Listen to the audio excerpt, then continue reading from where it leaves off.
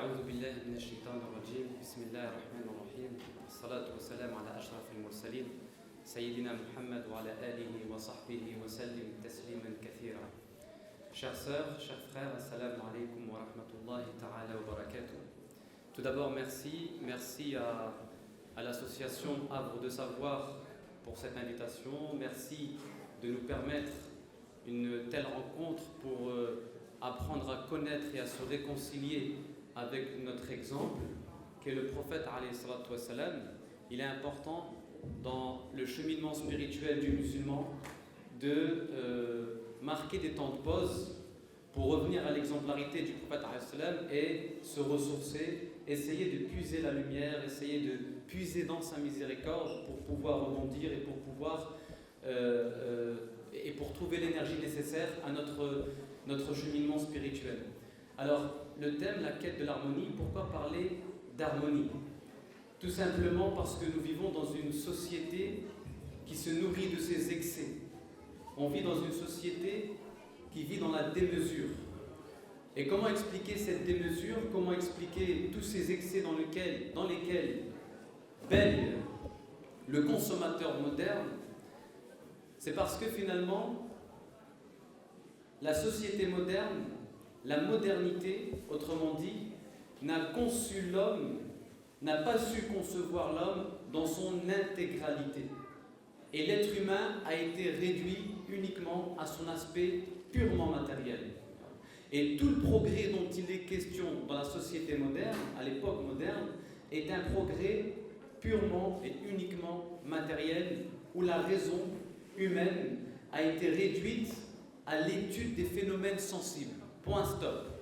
Ça veut dire que la raison, c'est une raison calculatrice.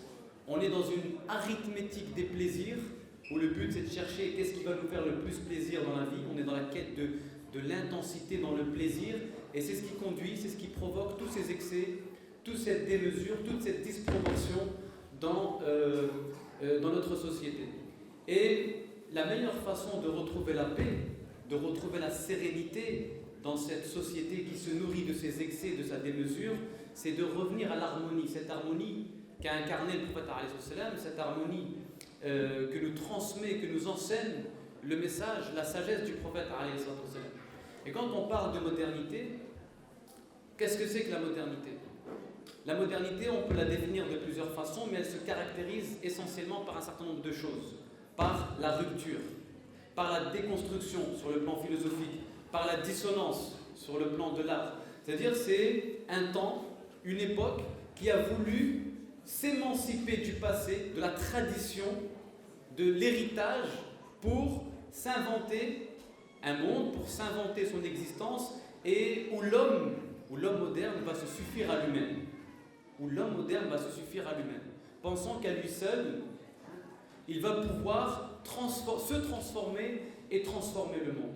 Et c'est ça en fait, cette modernité-là qui a rompu avec la tradition, qui a rompu avec l'héritage, avec le passé, prétendant pouvoir se contenter de la raison pour progresser. Mais encore une fois, la raison occidentale a été réduite uniquement à l'étude des phénomènes sensibles, mais jamais à l'étude de ce qui est suprasensible, à ce qui dépasse l'être humain, à ce qui dépasse l'entendement humain. D'ailleurs, l'Occident moderne en l'occurrence, a constamment reproché à l'Orient, comme l'a déjà souligné René Guénon dans deux de ses ouvrages, La crise du monde moderne et dans Orient et Occident, a souvent reproché à l'Orient d'être un peu trop attaché à son héritage et à son passé, à la tradition. En d'autres termes, vous les orientaux, émancipez-vous de votre tradition, émancipez-vous de votre héritage pour connaître, pour vivre le progrès, pour expérimenter le progrès. Mais de quel progrès? Un progrès purement matériel. Un progrès où l'être humain était réduit à la matière, tout simplement. Donc on reproche ceci. Mais cet attachement à la tradition, à l'héritage, n'est pas synonyme d'archaïsme. Au contraire, c'est synonyme de stabilité. C'est que l'existence de celui qui baigne, qui se ressource dans sa spiritualité, dans la tradition avec un grand T, cette existence-là repose sur des fondements, des fondamentaux. Voilà pourquoi en islam on parle d'arkan, de piliers. Des choses qui donnent de la consistance et de l'épaisseur à notre existence. Or, l'homme moderne, c'est quelqu'un qui vit avec la fièvre du changement perpétuel. Il est constamment en quête de nouveautés, nouvelles collections, tout ça. Il cherche toujours le nouveau parce qu'il cherche systématiquement à se dépayser. Parce que voilà, il veut se dépayser puisque pas de vie intérieure, quand on n'a pas de vie intérieure, on s'ennuie. Et pour fuir l'ennui, on cherche à se dépayser. Et donc pour se dépayser, on cherche le changement perpétuel. On change, voilà. Et la société de consommation se nourrit de ceci, cette culture de la nouveauté. Et on ne sait plus se contenter de ce que nous avons, et c'est là où tout le sens de la première formule qu'a prononcée Adam alayhi salam, tout le sens de Alhamdulillah a été perdu. On ne sait plus dire Alhamdulillah dans une société qui cultive cette fièvre du changement. Et Alhamdulillah, c'est la première formule qui est sortie de la langue d'Adam alayhi salam. Parce que quand Dieu a insufflé de son esprit dans le corps d'Adam et puis que son corps s'est animé, il a éternué, lui, Alhamdulillah. Reconnaissance, premier acte humain, première expression humaine, au moment où il ouvre les yeux sur la vie, c'est Dieu merci. Que Dieu soit loué. Que Dieu soit loué. Mais ça, on a perdu le sens et la valeur de cette expression. On a perdu la valeur Alhamdulillah. On cherche systématiquement le changement, la nouveauté. Et puis, voilà. C'est que le consommateur, c'est comme ceci. C'est qu'il attend. Il vit au gré des humeurs de la mode. Il vit au gré des humeurs de la mode. Et Adam alayhi salam, quand vous méditez son histoire, vous allez voir qu'il est d'une terrible actualité. Parce que lorsqu'il se retrouve au paradis et qu'il jouit de tout ce qu'il veut, il est avec Ève, son épouse, et puis il y a Iblis qui vient à la porte du paradis et qui commence. Vous savez ce qu'il lui fait? Il lui fait la publicité d'un arbre en lui vendant une application. Tu sais, dans cet arbre-là, il y a une application. Laquelle? L'immortalité, l'éternité. Et si tu goûtes aux fruits de cet arbre-là, eh bien, tu seras immortel et Dieu ne pourra pas te chasser du paradis.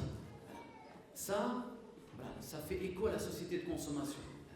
Ce que Iblis fait, ce qu'il murmure aux oreilles d'Adam, c'est ce que la publicité nous murmure, à nous consommateurs modernes. Voilà, tiens, dans ce nouvel iPhone, il y a telle application.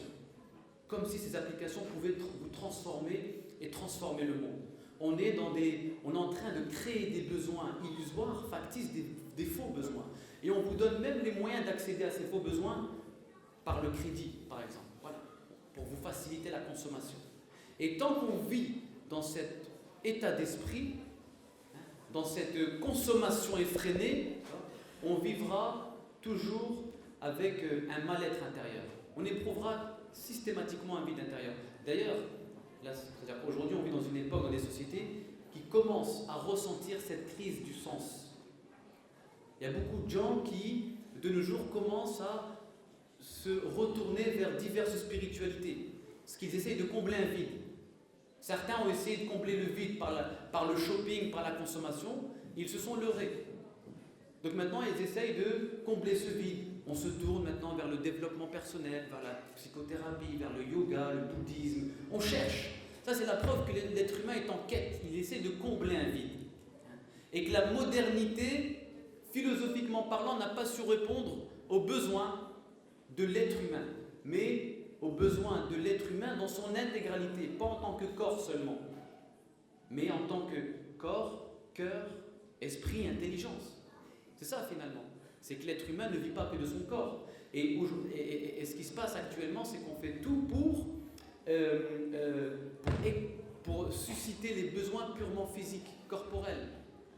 On est en train de cultiver les apparences. On est dans l'artifice, dans la mise en scène, dans le spectacle. C'est la société du spectacle, comme dirait Guy Debord. La société du spectacle. Voilà pourquoi le musulman doit se réconcilier avec le prophète ﷺ. Pour quelle raison? Parce que le prophète ﷺ est l'exemple par excellence de l'harmonie. Quelqu'un qui a su conjuguer toutes ses facultés, toutes les facultés humaines. Il a su accorder un temps à tout, à son cœur, à son esprit, à son corps. Et toute son éducation avant la révélation et toute sa mission nous apprend cette harmonie. Et pour en revenir à la vie du prophète, quand il est enfant, en bas âge, et qu'il est sous la tutelle de sa nourrice Halima, il vit une expérience spirituelle sur laquelle il faut méditer, qui est celle de la purification du cœur. Je ne vais pas revenir sur l'histoire, vous connaissez les détails de l'histoire. Donc l'ange Jibril apparaît et puis ouvre la poitrine du prophète et purifie son cœur. Donc la première chose, regardez comment Dieu est en train d'éduquer le prophète à recevoir la révélation. Cette révélation qu'il va devoir transmettre 40 ans plus tard, quelques 40 ans plus tard. Alors pourquoi commencer par le cœur? Allah a commencé par purifier le cœur du prophète. Parce qu'en islam, le cœur est aussi une faculté. Elle permet de saisir des choses. Ce cœur permet de saisir ce que ni la raison ni les sens ne peuvent aborder. D'où l'importance, surtout au cœur de notre époque, de revenir à son cœur et de le purifier. Parce que le cœur, c'est une faculté de connaissance qui nous permet d'appréhender des choses au-delà de leurs apparences. De saisir la lumière d'Allah au-delà de ses apparences. Et c'est important. Le monde ne se réduit pas à ses apparences. Le monde ne se réduit pas à son aspect matériel. Il y a des choses au-delà du matériel, de la physique, qui sont de l'ordre de la métaphysique. Et ces choses-là, on peut les saisir qu'avec ce cœur, mais avec un cœur purifié. Il faut purifier son cœur par la prière, par l'intensité dans la prière, dans le dhikr, dans la lecture du Coran. C'est ça qui permet de purifier le cœur. Et quand le cœur se purifie, s'illumine, il t'éclaire sur des choses dans la vie que tu ne peux pas voir avec tes yeux, avec ta raison. Mais ça, c'est une éducation sur le long terme. Il faut se réconcilier avec son cœur. Il faut se réconcilier avec son cœur, c'est extrêmement important. Je vous invite d'ailleurs à lire un chapitre extraordinaire dans le livre d'Abu Hamid al-Ghazali qui s'appelle Ajaib al-Qalb, les merveilles du cœur. Un chapitre extraordinaire où il use d'images, de métaphores pour expliquer justement les bienfaits et la force de cette faculté de l'être humain et du musulman. Donc, revenir au cœur parce qu'il va nous permettre de saisir la beauté de Dieu dans la création. Et pourquoi je parle de ceci? Parce que celui qui porte la foi, celui qui porte la lumière d'Allah subhanahu wa ta'ala dans son cœur, il a cette capacité, écoutez bien, de s'émerveiller devant la beauté de Dieu. Parce que la beauté de Dieu, elle apparaît dans la création. Mais c'est une beauté qui n'est visible qu'à celui qui a le cœur illuminé. Mais malheureusement, la smartphonisation de la société nous a empêchés d'être attentifs à la sagesse et à la beauté qui palpite autour de nous. Parce que nous sommes tous absorbés par le smartphone. Parce que nous avançons tous la tête baissée sur le smartphone. Les smartphoniens, nous sommes devenus des smartphoniens. C'est ça. Le smartphone, maintenant, fait partie, c'est un virus. C'est un virus qui nous a touchés, qui nous a affectés, et on ne sait plus lever la tête. Et il y a un verset aussi qui est d'une terrible actualité. On a l'impression que ce verset a été révélé pour nous.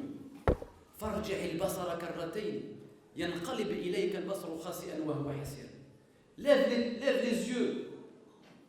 On peut sous-entendre, oh toi qui as les yeux figés sur ton smartphone, lève un peu les yeux et observe et contemple la création qui est autour de toi. Émerveille-toi, étonne-toi. Étonne-toi. Allah te parle à travers le langage de la création. Écoute et arrête d'être distrait par ton smartphone, par ces réseaux, pas sociaux, mais de l'insociabilité. Pour moi, c'est mon point de vue. C'est mon point de vue. Parce qu'on passe beaucoup de temps dans le monde virtuel au détriment du monde réel. Et Dieu, sa beauté, elle se manifeste dans la réalité palpable, pas dans la virtualité ambiante. Pas sur Facebook, pas sur tout ceci. C'est un point de vue personnel. Moi, j'ai un gros problème avec les réseaux sociaux. Et donc voilà. Donc c'est important de se réconcilier avec cette capacité de s'émerveiller, d'être attentif à tout ce qui se passe autour de nous. D'être attentif à tout ceci. Et ça, si on ne sait pas être attentif à tout cela, si on ne sait pas lever les yeux et s'émerveiller devant la beauté d'Allah qui s'exprime dans sa création, eh bien on n'avancera pas. On n'avancera pas et on peinera à cheminer et à se construire spirituellement. À se construire spirituellement. Donc ça, c'est une première des choses. très importante, méditer, contempler, parce que le monde est plein de symboles. Le monde est plein de symboles. Allah nous dit beaucoup de choses. Vous savez, quand il nous dit « Regardez les oiseaux qui déploient leurs ailes, observez ce bateau qui vogue sur l'océan », c'est pas uniquement, vous savez, la création, c'est pas uniquement un spectacle qui représente la beauté de Dieu. C'est pas que ça.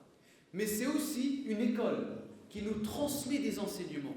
Quand Allah te dit « Regarde le bateau qui vogue sur l'océan », pour quelle raison? C'est-à-dire que si tu observes bien, si tu médites bien, tu verras qu'il te transmet un enseignement important pour ton cheminement spirituel.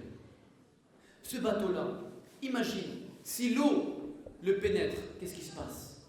Le bateau coule. Ben, il dit c'est pareil avec ton cœur. Ton cœur, c'est un bateau qui chemine sur l'océan de la vie. Si la vie entre dans ton cœur, la vie de ce bateau entre dans ton cœur coule. Et il sera noyé dans cette vie. Mais si ton cœur reste toujours à la surface, c'est-à-dire toujours lucide, et qui s'émerveille, là, il va cheminer. Il va donner un sens à son existence. Très important. Tout, la nature nous dit beaucoup de choses. Elle nous murmure des choses. Mais il faut savoir les entendre. Il faut savoir les écouter. Vous savez, quand il y a un penseur chrétien qui a écrit un texte, qui s'appelle Jean Borrelia, La crise du symbolisme religieux. Et il dit, depuis toutes ces grandes découvertes scientifiques à l'époque de Newton, de Galilée, etc., on a commencé à expliquer l'univers physiquement, matériellement. On dit même que l'univers a été écrit avec un langage mathématique, vous connaissez l'expression, et puis on l'a dépouillé de toute sa dimension symbolique. C'est que maintenant l'univers est réduit uniquement à un mécanisme physique, régi par des lois physiques. Et on l'a dépouillé de toutes ces lois, ces valeurs métaphysiques qui le transcendent. Et j'en profite aussi pour vous renvoyer à un très beau texte de Martin Lings qui s'appelle Symboles et archétypes, d'ailleurs qui est traduit aux éditions Tesnim, vraiment qui met en avant, qui met en exergue cette dimension, le symbole, la compréhension des symboles dans l'univers qui nous renvoie à l'archétype Dieu, Allah subhanahu wa ta'ala. Donc ça c'est une première des choses, cultiver le cœur, l'illuminer, le purifier pour être en capacité de saisir les choses. Puis ensuite, 40 ans, enfin quelques années plus tard, Allah va interpeller cette fois-ci l'intelligence rationnelle du prophète Iqra. Mais qu'est-ce qu'il dit? Il dit Iqra bismi rabbika alladhi khalaq. Lis au nom de ton Seigneur qui a créé. Regardez bien, c'est extrêmement important. La suite du verset est extrêmement importante. Parce qu'il ne s'agit pas uniquement de lire. Il s'agit de lire au nom de Dieu qui a créé. Donc non seulement la lecture, cette ouverture, cette activité de l'intelligence, elle a un sens, qui s'inscrit dans la lumière de Dieu, mais en plus, elle a une particularité. C'est qu'Allah a lié cette intelligence à l'acte de créer, lié au nom de ton Seigneur qui a créé. Donc c'est une intelligence qui doit être créative, extrêmement importante, qui doit savoir inventer, son monde, penser les relations humaines, penser la société et le système politique, économique en fonction de son époque, en fonction de sa société. Donc c'est une invitation à la créativité. Et une déclaration de guerre, non seulement à l'ignorance, mais à l'imitation stérile et servile. Et qu'est-ce qui fait qu'aujourd'hui, l'islam a été réduit à des formalités juridiques? Que l'islam a été, comme l'a dit le frère Taïeb, a été vidé de sa substance spirituelle, a été réduit à une coquille vide. C'est parce qu'on a réduit la connaissance à de l'érudition, tout simplement, au détriment de la purification, de la méditation intérieure. C'est de l'érudition.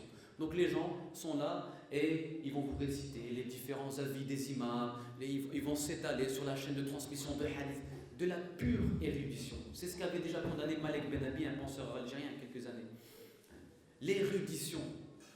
On est là, et c'est une anecdote que prend Malek Benabi dans un de ses livres, Le problème des idées dans le monde musulman. Il dit, voilà, j'ai assisté à un prêche, et le prêcheur a passé 20 minutes dans son prêche à étaler toute la chaîne de transmission d'un hadith, de la pure érudition. Et le public, il s'en va avec quoi? Avec rien. Alors qu'il s'agit de stimuler l'intelligence, cette capacité à réfléchir, penser de nouvelles idées, être créatif. C'est extrêmement important, être créatif, la créativité. Et éviter de s'enfermer à chaque fois dans des écoles, dans des courants. Parce qu'à chaque fois, le musulman, il se définit à partir d'un courant. Toi, tu es de quel courant? Salafiste? Pourquoi on a besoin de nous enfermer dans une case? Pourquoi s'enfermer dans un courant, dans une école? Non. Il faut laisser place à une créativité. Bien sûr, le musulman vit avec des fondamentaux, avec des piliers. Et moi, je dis, il faut l'assumer, nous vivons avec une part de dogmatisme. Tout être humain vit avec une part de dogmatisme, c'est normal. Il ne faut pas reprocher les dogmatismes. Forcément, notre existence repose sur des fondamentaux. Je crois en un Dieu unique. C'est dogmatique et c'est comme ça. L'athée qui refuse Dieu est aussi dogmatique que le croyant. L'être humain a besoin pour son existence d'avoir une part de dogmatisme. Ça, c'est ce qui concerne la foi, etc. Mais dans l'existence humaine, dans les relations humaines, dans la société, il faut laisser place à la créativité. Il faut se ressourcer, il faut penser et pas s'enfermer dans des connaissances théoriques, stériles. On passe notre temps à réciter les avis des anciens. Parce qu'on vit aujourd'hui non seulement avec des idées mortes, qui étaient pertinentes, vivantes à une certaine époque, mais aujourd'hui elles sont mortes, voire mortelles. On ne peut pas vivre avec les idées qui avaient de la pertinence qu'à une certaine époque. On peut s'en inspirer, bien entendu. Attention, on peut s'en inspirer, voir comment, mais on doit aussi laisser place à la créativité humaine. Et pourquoi je vous dis ça? Parce que l'être humain en islam, vous savez, la spiritualité musulmane, il ne faut pas la réduire uniquement à quelque chose de moral. L'islam n'est pas venu uniquement nous définir une morale. Qu'est-ce qu'il faut faire, qu'est-ce qu'il ne doit pas faire. Comme si le musulman, c'était un robot qui doit se régler par rapport à une notice, le Coran. C'est très mécanique, c'est très... Non, c'est pas ça. C'est bien plus profond que ça. La spiritualité, le message de l'islam, il y a la partie morale, effectivement, mais il vient aussi donner un sens à notre vie. Il vient nous apporter un souffle. Il vient nourrir notre cœur. Il vient nous apporter de la lumière et plus encore. C'est quand Allah dit dans Surat Al-Baqarah, je vais établir sur terre un représentant. Qu'est-ce que ça veut dire? Qu'est-ce que ça veut dire? Je vais établir sur terre un représentant. Là, Allah, il est en train d'honorer le fils d'Adam alayhi salam. Il est en train de l'honorer. Et je prends ici l'interprétation d'un penseur indien qui est très peu connu parmi les musulmans en Europe. Il s'appelle Mohammed Iqbal. Rahimahullah. Et il dit en fait que le musulman, que Dieu, en créant l'homme, il a créé un collaborateur. Ça veut dire que l'être humain, Allah subhanahu wa ta'ala a laissé une latitude, une marge de manœuvre dans la création à l'homme. Une part de la création, il l'a laissé à l'être humain, au musulman, à celui qui porte la foi. Et Mohammed Iqbal va résumer cette idée à travers un vers. Il dit, ô Seigneur, tu as créé la nuit et moi j'ai fait la lampe. Une espèce de collaboration. Et donc, pour assumer cette mission de collaborateur, il faut non seulement avoir le cœur purifié, illuminé, mais avoir une intelligence créative. Ça veut dire que là, on a une lourde responsabilité. Il ne s'agit pas uniquement d'être des consommateurs de droits et de devoirs, ce qu'il faut faire, ce qu'il ne faut pas faire, mais c'est qu'on a une lourde tâche. C'est de créer, l'acte de créer. Mais créer au niveau humain, entendez-moi bien, ce qui est à la portée de l'homme. Créer la lampe, comme dirait Mohammed Iqbal, si on reprend son image. L'acte de créer. Et quand on a conscience de ceci, eh bien, on a une autre vision de notre cheminement spirituel. On a une autre vision de notre cheminement spirituel. Donc Allah, le prophète nous a appris et la purification du cœur, l'illumination du cœur, et l'activité intellectuelle, la réflexion, la créativité, et aussi il accorde une place au corps.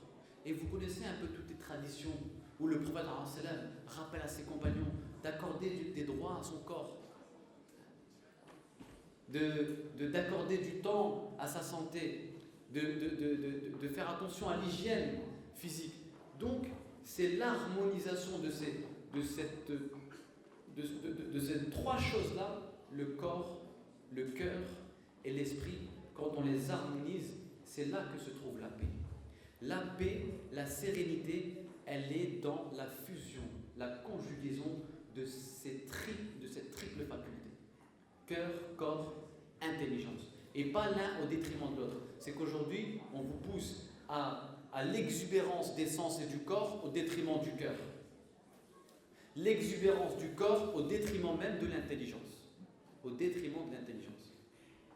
Cette rencontre-là, j'espère, Inch'Allah, aura eu le mérite de marquer une pause, de nous réconcilier avec le Prophète et avec cette harmonie qu'il a incarnée. Et je termine juste par une chose. C'est-à-dire que si vous voulez vraiment vivre cette harmonie, si vous voulez vraiment connaître la paix intérieure, alors à un moment donné, c'est ce qu'il faut faire. Il faut savoir prendre de la hauteur, du recul, comme l'a fait le Prophète. À un moment donné, il s'émancipe, il s'affranchit de l'actualité de la Mecque, une actualité brûlante, mouvementée. Et il va et il s'isole dans une grotte pour méditer, pour réfléchir. Et la grotte qui se trouve au sommet d'une montagne, symboliquement, prendre de la hauteur pour chercher la lumière. Parce que la lumière, elle est dans l'élévation. C'est quand on s'élève qu'on pénètre la lumière. Prendre de la hauteur et éviter d'avoir le nez trop dans l'actualité, de réagir systématiquement aux dérapages contrôlés des politiciens. On perd un temps fou à gesticuler et à répondre aux bêtises de Nadine Morano. Vous savez, moi, ce qui me pose problème, ce n'est pas les propos de Nadine Morano. C'est quand je vois tous ces musulmans qui s'excitent sur les réseaux sociaux, qui gesticulent pour... Mais perdez votre temps. C'est-à-dire qu'il y a une éducation spirituelle. Notre cœur est un chantier. Moi, je n'ai pas le temps de réagir à ce genre de choses. J'ai pas le temps. On a le nez trop dans l'actualité. On est trop prisonnier de ça. Et parfois, c'est qu'on a enfermé l'islam dans certaines causes. C'est que certains voient l'islam que sous le prisme de l'islamophobie, que sous le prisme du conflit israélo-palestinien, que sous... Voilà, on a enfermé l'islam dans un agenda politique, médiatico-politique. Et c'est ça qui pose problème. Attention, je ne suis pas en train de dire que l'islamophobie... Non, bien sûr, ce sont des choses importantes, des causes importantes. Mais il ne faut pas enfermer l'islam dans ça. L'islam est au-delà de ça. Et nous sommes un peu trop prisonniers de l'agenda médiatico-politique qui vient cadencer notre existence. On vit au rythme des images télévisées. Et ça, c'est pas bon. Parce que la télé, aujourd'hui, c'est elle qui nous dicte les émotions. C'est elle qui dispense les idées, les opinions, comment vous devez penser. On est dans une forme d'uniformisation de la pensée, uniformisation du goût, des émotions, tout ça. Et ça, il faut s'en affranchir. Vous ne pouvez pas cheminer spirituellement si vous ne savez pas, à un moment donné, prendre du recul et de la hauteur vis-à-vis de ceci. C'est impossible. À un moment donné, il faut arrêter de gesticuler parce que dans la communauté musulmane, on a l'impression d'avoir affaire maintenant surtout à des gesticulateurs qui s'excitent et qui pensent avoir un avis sur tout, qui sont à réagir en permanence de manière intempestive à tous les problèmes. Et puis on manque d'action profonde, discrète, rigoureuse, qui demande la concentration, qui demande de l'éducation. Et pour terminer, se réconcilier avec le Prophète, avec cette harmonie, c'est une façon de redonner de la poésie à la vie prosaïque de l'être humain. Wallahu a'lam wa a'la wa ahkam wa barakallahu fikum wa assalamu alaykum wa rahmatullahi.